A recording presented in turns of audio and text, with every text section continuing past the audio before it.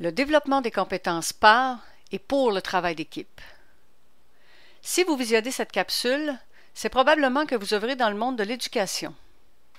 Que vous soyez enseignant, conseiller pédagogique ou gestionnaire, vous avez tous un point en commun.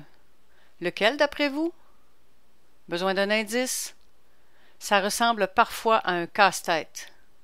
Vous donnez votre langue au chat? Vous avez tous à intervenir auprès d'équipes de travail.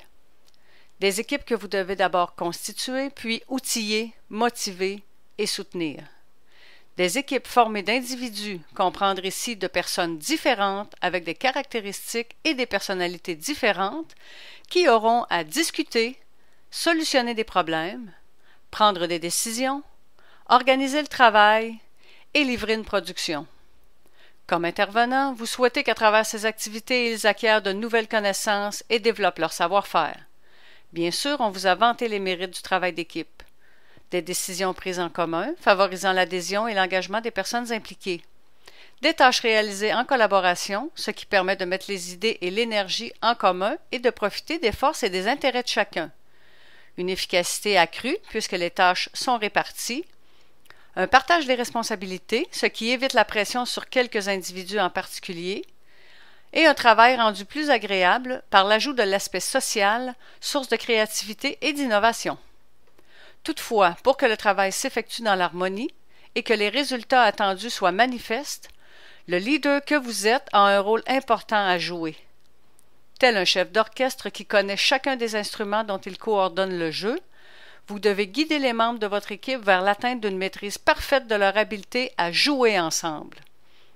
Il vous faut d'abord bien connaître les phases de développement d'une équipe. En effet, au-delà des individus qui le composent, le groupe possède une vie propre à lui. Une fois constitué, il peut vivre des tensions, des tiraillements et une confrontation des opinions. Ensuite, les membres adoptent certaines règles, favorisant ainsi une plus grande cohésion.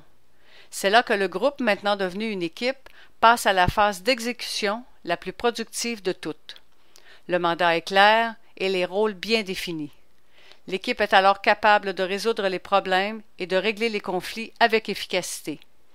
Puis, une fois le mandat accompli, on assiste à la dissolution de l'équipe. Il arrive que des groupes ne dépassent pas les premiers stades. C'est pourquoi il importe de procéder de façon organisée afin d'assurer l'évolution de l'équipe. Pour y parvenir, vous avez avantage à vous approprier et à mettre en place des stratégies qui permettront à l'équipe d'atteindre les objectifs qu'elle s'est fixés. Vous souhaitez approfondir le sujet? Voici quelques pistes à explorer. Les conditions gagnantes du travail d'équipe, les comportements à encourager, la préparation, la tenue et le suivi des rencontres, la gestion des conflits et la prise de décision en équipe. Parce que, comme l'a dit le très célèbre Henry Ford, se réunir est un début, rester ensemble un progrès, mais travailler ensemble est la réussite.